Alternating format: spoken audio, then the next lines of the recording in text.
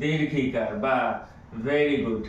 আচ্ছা, তোমাদের হঠাৎ করে ব্যথা লাগলে তোমরা কেমন শব্দ করো? ও আচ্ছা, আজকে এই যে তোমরা যে শব্দগুলো করছো, এই শব্দগুলো নিয়ে তোমাদের মুখটা কেমন থাকে সেটা আজকে আমরা জানবো। দেখো, কথা বলার সময় এই যে তোমাদের মধ্যে একটা বাচ্চার মুখ আঁকিয়ে দিচ্ছি।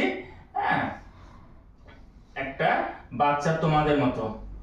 এবার দেখো, এই যে মুখটা খোলা থাকছে। কোন শব্দগুলো আমরা মুখটা খুলে উচ্চারণ করতে পারবো আর কোনগুলো মুখটা বন্ধ করে উচ্চারণ করব, আজকে এটা নিয়ে একটা খেলা খেলবো। হ্যাঁ, আচ্ছা, ব্যথা লাগলে তোমরা কেমন করো? আ আ। এই আ কথাটা বলতে গেলে আমাদের ঠোঁটটা কি বন্ধ করতে হয়? হয় না, মুখটা আমরা খোলা রেখে আ বলতে পারছি, তাই না? উ বলতে পারছি, কিন্তু আমাদের ঠোঁটটা এগিয়ে আসছে। তাহলে এই যে আ,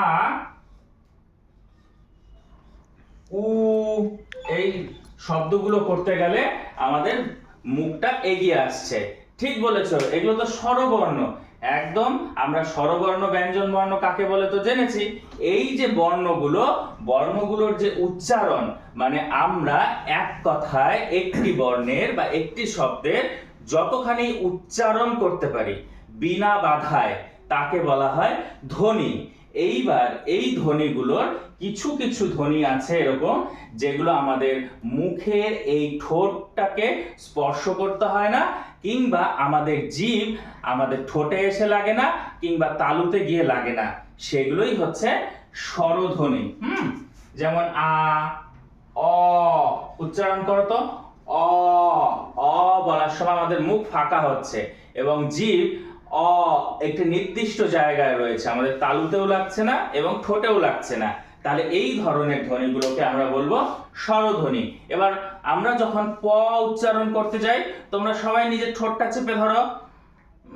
ধরেছো, এবার প বলার চেষ্টা করো। প বলতে পারছো? প বলতে পারছো না, তাহলে প কি স্বরধ্বনি হবে? হবে না।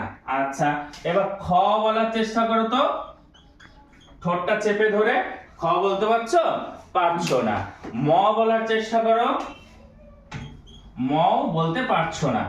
তাহলে কোনগুলো স্বরধ্বনি সেগুলো আমরা লিখে নিই। হ্যাঁ, তোমরাও খাতা বের করো এবং আমার সঙ্গে সঙ্গে তোমরা লিখে ফেলো। অ, আ, এই উচ্চারণগুলো করার সময় আমাদের মুখে কোথাও স্পর্শ হচ্ছে না, তাই তো?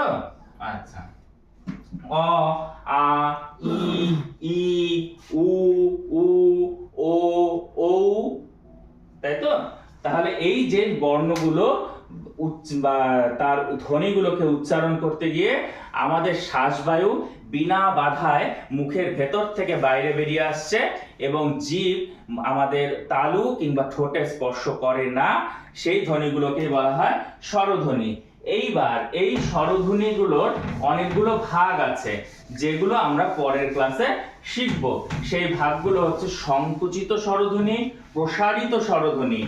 সংকুচিত স্বরধ্বনিতে যেখানে আমাদের ঠোঁটটা সামনের দিকে এগিয়ে যাবে, সংকোচন হবে এমন। আর প্রসারিতর ক্ষেত্রে ঠোঁটটা পেছনে পিছিয়ে, যেমন যেমন আ, আমাদের ঠোঁট প্রসারিত হচ্ছে। ই বলতে গেলে ই, ঠোঁট এগিয়ে যাচ্ছে। এগুলো আমরা পরের ক্লাসে শিখবো। আজকে স্বরধ্বনি কাকে বলে সেটা জানলাম।